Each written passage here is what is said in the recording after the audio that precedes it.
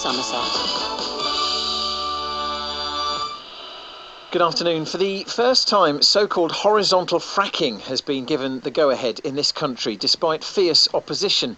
The energy company, Cuadrilla, has been told it can extract shale gas at a site in Lancashire. The community's secretary, Sajid Javid, overruled a decision by the local council after a public inquiry. A second site in Lancashire has not yet been given the green light amid concerns over the impact on the area.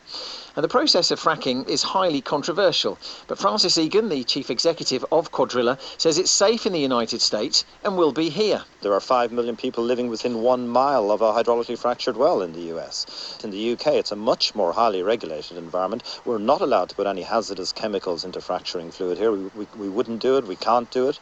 The Environment Agency have reviewed this at great length over the course of 18 months and are entirely satisfied that it will be done safely. Caroline Lucas, the joint leader of the Green Party, says the UK should not be fracking at all. It's unnecessary, and if we're serious about keeping to our climate commitments, a climate commitment we're supposed to be ratifying before Christmas, Theresa May tells us, the Paris Climate Agreement, if we're serious about that, then we need to be leaving fossil fuels in the ground, not starting up a whole new fossil fuel industry, which is what fracking does. The government says the shale gas industry will support thousands of jobs and reduce the UK's reliance on energy imports, but Labour says it's a bad day for democracy and the wishes of local people have been ignored. Phil Romford is a retired petroleum geochemist who lives on the Mendips. Phil, hello, very good afternoon. Thanks for joining me. So fracking's been approved at a site in Yorkshire. This is the first time in this country horizontal fracking's been allowed. Can you explain what that is in simple terms for us? In simple terms, yes. What they do, they drill a vertical well initially to get down into the shale beds. There could be several layers of shale beds.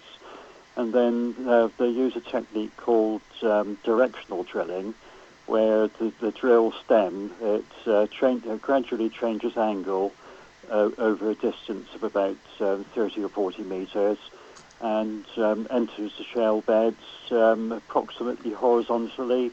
Just depends upon the angles at which the shale beds are lying. So it's drilling more or less centrally along each of the shale beds. Do you have any concerns about fracking, Phil? I don't have particular concerns about the fracking process itself. The only concern I would have would be the disposal of the fluids on ejection. So what happens here, when they've actually conducted the drilling and done the frack, so this is a very high pressure operation, the gas, as it's expelled, it also expels up to around about 40% of the fracking fluid. Now, what is going to happen to that fracking fluid? In the States, they have a very, very big problem in that in an awful lot of wells, they're actually pumping the fluids back into the geology. This is causing big problems with local quakes, tremors, causing property damage. But as I understand it, that process wouldn't be allowed to happen in the UK.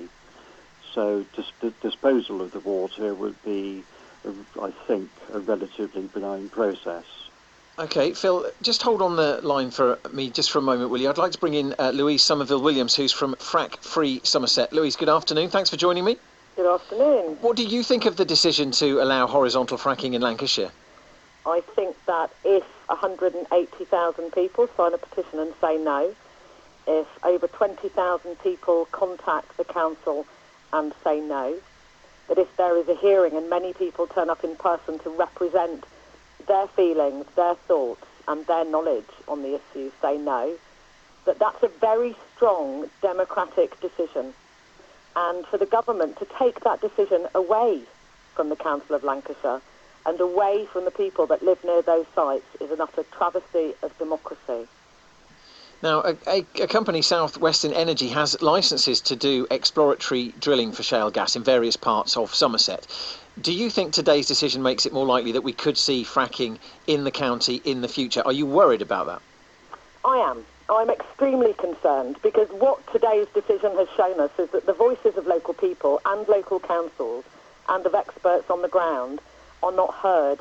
Already the government have sought to undermine the way that local people feel, the way that democratic decisions are made, and taken decisions back into government.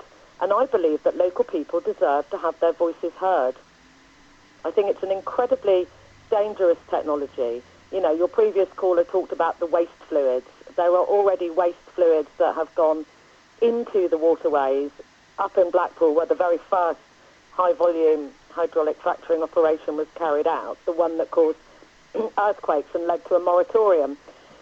Now, if those liquids go into our sea, then I'm really unhappy about the pollution that that causes. There's potential radioactivity that goes in with those liquids that currently is stored in the shale rock. And we've got radon in Somerset. That's a very toxic substance to be releasing into the atmosphere. There are other toxic substances currently sealed into the rock, and when they're drilled into, they're released. They're released. There's air pollution, water pollution, earth pollution. The government must have already taken everything that you're saying into account when it's made this decision, though. So I'm coming back to the point of are you worried, therefore, that this will happen in Somerset? I'm extremely concerned, and I think that people who live south of Clevedon, through Weston-super-Mare, in the area of Hinkley Point Nuclear Power Station, which is also licensed for fracking, down through the Quantocks and over towards Minehead, all of those areas are licensed. Now, they're all along the coast. They're all in areas of outstanding natural beauty. Even if we were to pretend that fracking was safe, the number of vehicle movements, of heavy goods vehicles, of diesel vehicles, pose a serious threat to local health, particularly to people with asthma, people that have got compromised lung problems. It's not safe, and we certainly don't want it in Somerset. Louise, thank you. That's Louise Somerville Williams from Frack Free Somerset. I just want to go back to Phil Romford as well. Phil, do you think fracking would be successful in parts of Somerset?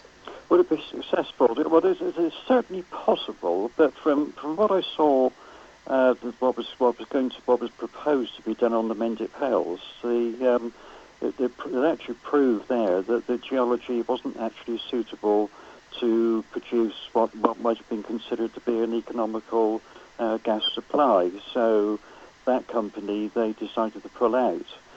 So it does depend very much upon the size of the reserves, the economics and so on and so forth.